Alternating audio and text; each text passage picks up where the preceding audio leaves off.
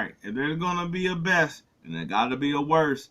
But I'm not gonna lie, I don't feel like I feel like this is the first off season there really wasn't any worse. It's really more so like who didn't really do anything while losing a lot to me. Um, but I was like, in saying that, I was like, do I got some people I might feel like that? Sure.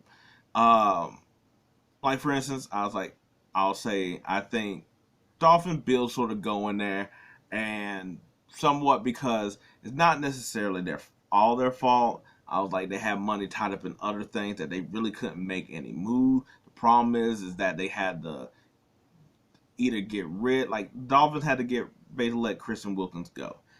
Probably their best defensive player gone. I was like for nothing, and it's like oh that's awesome.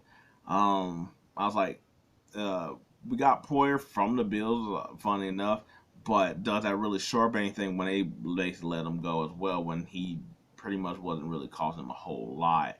Um, I like Xavier Howard. I was like, we sort of knew that maybe he eventually be on the ounce or whatever like that, but that is a spot that they had to fill. You know, they filled it with Fuller, but we'll see how that sort of goes. But we're also like we're sort of strong like handicapped on like who we could do because of the money and stuff like that. Same thing with the Bills. They're also like they're also strapped with the money they can do and stuff like that. But they had to get rid of pretty much yes while they're injured people at the same time. But Micah Hyde, Poyer, and Tre'Davious White. While yes, like I said, injuries. But you're also getting rid of most of them. But they also like I think pretty sure they lost AJ and Vanessa. Uh, as well. So that's somebody on their offensive line. I mean, the defensive line. Uh, I was like, they also lost somebody on the offensive line as well too. I think to the Cardinals. So I was like, they lost Gabe Davis, but they got Curtis Samuel back. So that may be just a little bit of swap kind of right there. Uh, but yeah, so they lost a lot while not really filling in, and it's like these are really hoping like the draft hit kind of team. I'll say the 49ers also, just because they lost three-fourths of their defensive line. They lost Eric Armstead, they lost uh, Ken Law, and they lost Chase Young. And Greenlaw's going to be pretty much out the whole season, or at least majority of the season. You know, people are coming back a lot faster on the Achilles. But for a team that needs defense and was like praying to God that somebody shows up to help Bosa on the defensive line, for them to lose pretty much them, and also for nothing. Where it's like Ken Law, former first round pick, gone. Eric Armstead, that was like a constant on that line. Nope. And I was like, and don't also too, it's like yes, you would be like, oh, they might be replaceable, but it's like also for what they were. Like Eric Armstead, like a 6'6" dude on the defensive line. You know, it was all like the same way they went and lost Buckner, and it was like, you losing one like a big ass dude. Um, yeah, so I was like, the offense is fine, but I'm like the defense also what keeping them games. Like, yes, I know. I was like, but to me, I'm one of them people that believe that up front dictates how everything else goes. So we'll see how they all try to repair this in the draft. Um, I was like, the Pats, I just feel like they just ain't do enough considering they had money to use, and they just really seem like they just like brought back either something to save people or brought in a couple tight ends. And on one hand, it's like, okay, cool, maybe with the tight end part, you get draft a quarterback, safety valves, that kind of thing. But they had money to use in spots, and they didn't. I was like, there really wasn't nothing to boost up anything. But I was like, I guess you still got some of the same people there, and you bringing them back. And I was like, so it's like you're having a lot of optimism on a team that was sorry to improve or help out your young quarterback that you eventually get.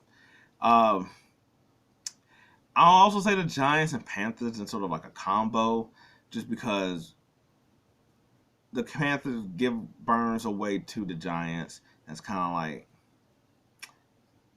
when you could have got a better situation, and they really haven't really done anything. I was like, They didn't do as much as you would think they need to do, considering all the holes they got Panther side. Uh, I was like, yes, they got Deontay Johnson, so that was a good pick, and they picked up Robert Hunt, and then after that, it kind of just been like, yo, applesauce, um, and really with nothing else there. Uh, while the Giants, while yes, getting Burns and a miss of talent for that is really good, and he'll be outside out on the opposite side of Kayvon Thibodeau. Then that's it. They brought in Drew Lock. I like they lost to Xavier McKinney. They're really nothing here or there to signify that to do anything. And it's like, yes, they got their money tied up in Daniel Jones in a way too, but there wasn't nothing here done that seemed like they needed to be done in a way that, yes, maybe they get a wide receiver in the draft, but maybe you could also maybe got something else instead of Brian Burns.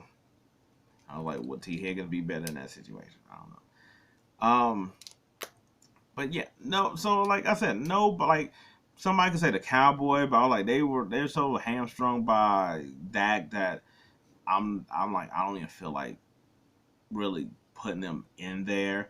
I know you could talk about like the Jaguars giving Gabe Davis that contract for a receiver, but I think uh, them picking up a lot of players on defense, like Armstead and stuff like that, that I was like, and they weren't on big contract. I'm like, oh, okay, cool, that might make up for it. You could say the Titans for the receiver money giving Ridley, but that's only if you feel a certain type of way with them not giving that to AJ Brown. Otherwise, I'm like, you're paying for a top receiver when their office is bare and they signed Tony Pollard too. So I was like, maybe that's also a thing, but they're not doing anything that's really like ooh or what. Like there's not enough of them. There's like one or two people. I'm like, that's not really enough for me to be like, I'd rather talk about the people that ain't do nothing when they could have did a lot more. But anyway, those are my version of the worst teams this offseason. Like I said, it ain't like yesterday's past that where it was like some bad team doing some ridiculous type of stuff. But yeah, so we'll see how the rest of this offseason goes. And until then, peace. I'm out.